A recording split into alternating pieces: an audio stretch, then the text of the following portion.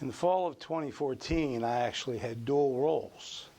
I was the chairman of the Atlantic County Board of Freeholders, now called Commissioners, and I was the owner of Formica Bakery in Atlantic City, New Jersey.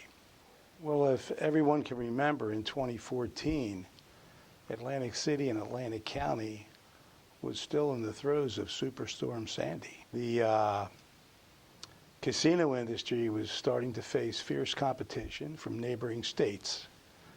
And at one point in 2007 or 6, this is an interesting fact, there were 52 to 55,000 full-time jobs in Atlantic City directly employed by the casinos.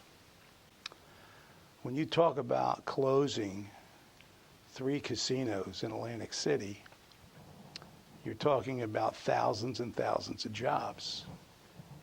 And the decisions to close these casinos was really based on the market share that Atlantic City had lost to the neighboring states and to competition. When these 3 casinos shut down, you get the double whammy of losing all those employees, which, by the way, by 2018, it settled down to only 22,000 full-time employees. We cut the employee force to less than half, maybe it was 30. So as a county, we were facing unbelievable pressure because of the Superstorm Sandy foreclosures. People couldn't work, couldn't keep up with their mortgages. Next thing you know, you have the highest foreclosure rate for a county government in the United States of America. Now, as a businessman, which Atlantic County has thousands of businesses, not just Formica's Bakery, but every one of my customers, every one of everybody's customers, the loss of 3 casinos meant a tremendous loss of market share, whether you sold shoes or you sold services, auto repair, bread, it didn't matter. We were all feeling a constant pressure. At 2014, after Superstorm Sandy was like a tsunami. But from 2014 on, it was like an avalanche of nonstop bad news for business in Atlantic County. When those 3 casinos closed, and you put some 20,000 people, maybe it was a little bit less, people can argue my facts. I didn't come prepared with a fact sheet, but if you take at least 2,000 or 3,000, 4,000 people, their families not working. At one point, Atlantic County Social Services was subsidizing 102,000 individuals of our 282,000 population. So that was a real juggling act, and it still goes on today. The only one that was really surprising was Showboat.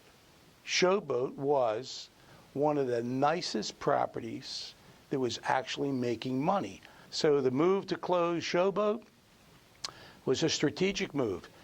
If you can't compete because of Pennsylvania, and you own 4 casinos, the minimum you could do is not compete with yourself. Casinos closed down, it was a surprise to many people, but certainly not the people that had their thumb on the pulse of business. We were apprised that we were not going to have orders going into the casinos.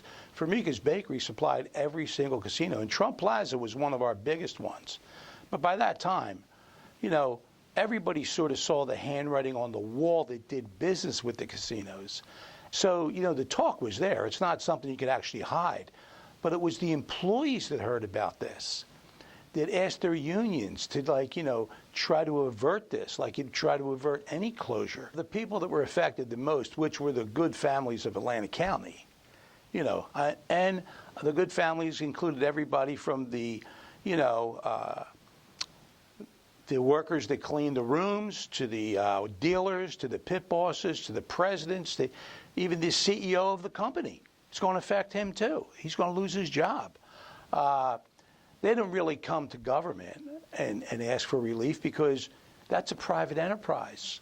You know, the only thing that we could do was do what we did in government, and that was be there to be a net, to expand our social services, to expand our subsidy to families.